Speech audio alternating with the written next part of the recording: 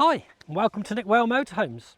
I'm Andy, and today I'd like to talk to you about these Auto Sleeper Custom Airs. Stunning, yeah? Now, these models really are the perfect balance between car and motorhome.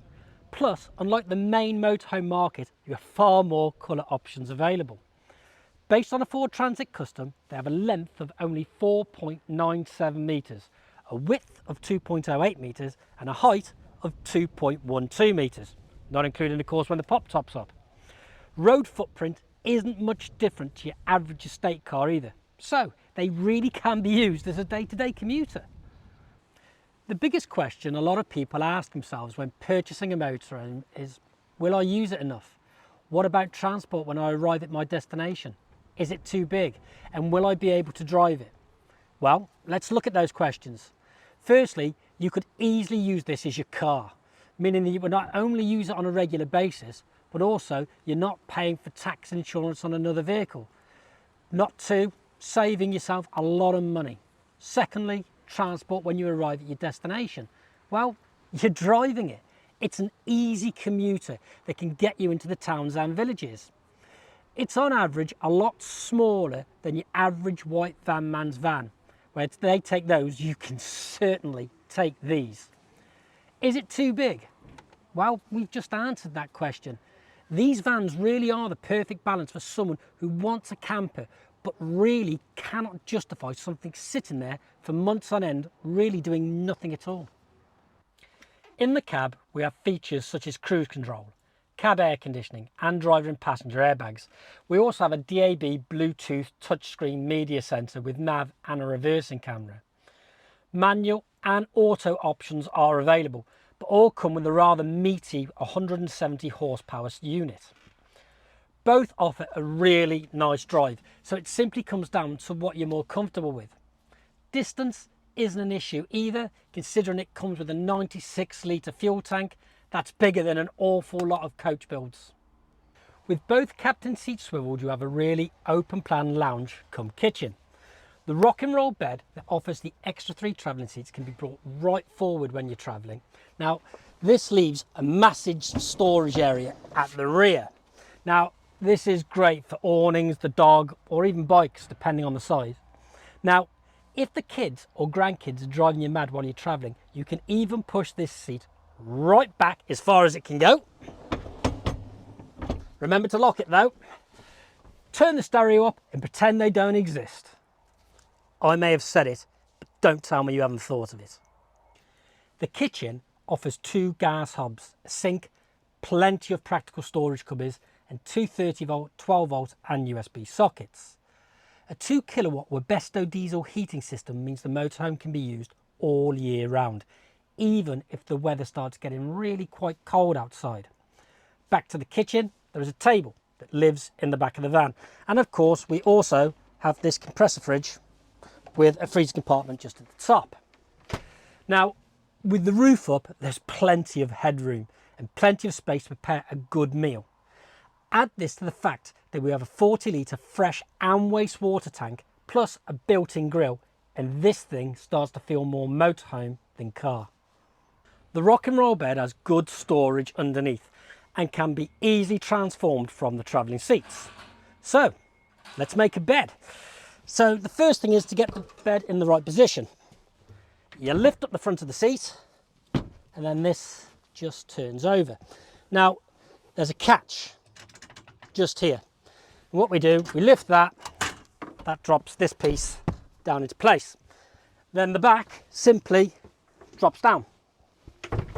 With that down, cushion pops in there. It really doesn't get much easier than that, does it? The pop-top roof has scenic canvas, allowing for masses of natural light on hot summer days. The bed is really quite comfortable and will sleep 2 adults. We even have lighting up here that comes up from the cab. Now, there is a knack to putting up these roofs, which means that you won't end up damaging your canvas, and it is very important to know. So, I've taken this piece of the cover off so we can actually see the workings of the roof. Now you'll see there's a catch here and a catch here. These are your secondaries. You need to press those and pop. Now, the next piece is a bit of a close-up jobby, but you'll see there is a catch just here. You release that and you turn it like clockwork. You do exactly the same on the other side. Now, what is now important is that these catches are quite sharp. Now, when you click this back, there's a little magnet on the roof just there. You pop it on there, same on this side. Now, what that means, when you push the roof up, the canvas doesn't catch on the clips and obviously stretch it and rip it when you've caught on. This is very, very important to make sure that your roof doesn't get damaged. So as we can see, clips on there, same on this side. Now that means we can just push up. Up she pops, and at this point, of course, we can then also push up the roof, and even at mighty 5'6", there's plenty of headroom for me in here. Electricity is supplied via an electrical hookup on the exterior of the van through the electrical control system. This conversion also has the ability to have 12-volt supply off-grid thanks to the leisure battery. The beauty of the 12-volt system is that you really can self-sustain off-grid. The only thing you can't use are your two 30-volt sockets. Now, this bad boy even comes with a 60-watt solar panel for when you're wild camping off-grid. Not only that, but it also has an underslung LPG gas tank, saving you money and space. So when we look around the Custom Air, what do we have? Well, the first thing is we've already suggested many different colour options are available. Now, when we look at the front, you'll see we have front parking sensors. As we come round, alloy wheels, electric step for the habitation area, and of course we have the awning. Very important with the awning, make sure your door is shut when you start to wind it out, otherwise it will just catch straight onto it. As we come round, again you can see we have rear parking sensors. If you're still not too sure where you're reversing, well, of course we have a camera just here as well. Now, while we're under here, you'll also see there is the attachment for your underslung gas tank, and there is your gas barbecue point. Now, I'm going to pop the back up because there are a few other things to see in here. First thing, of course, being is we have your awning brace just there, and then pop up USB. In here, we have your external shower. So, you might not have an internal shower, but there really is no need to be dirty with this van.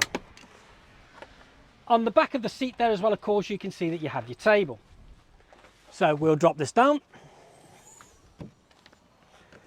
You can't really see very well from here, but I'm sure Dan will get us a close-up. We have a solar panel, as we've already said, on the roof. And just down here, we have your electrical hookup point, your freshwater drain, your wastewater drain, and just there's the flue for your heating. Now, if you're wondering how you fill your fresh water, just inside the door there, you'll see you have your freshwater fill.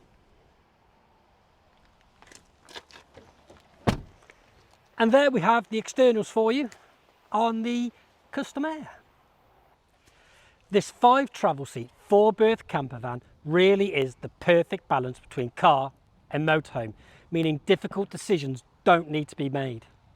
Built on the Ford Transit, it's a joy to drive and can easily be used as a day-to-day vehicle, but the benefit of also being your motorhome, which will give you years of joy at the drop of a hat, as it's sat there waiting to take you on your next adventure. The build quality on this van really needs to be seen, as it's been completed to a very high standard. So, if you like what you've seen, come over and see it at our base outside of Evesham in Worcestershire and look over one for yourselves. You don't have to take my word for how good they are then, and hopefully we'll see you soon.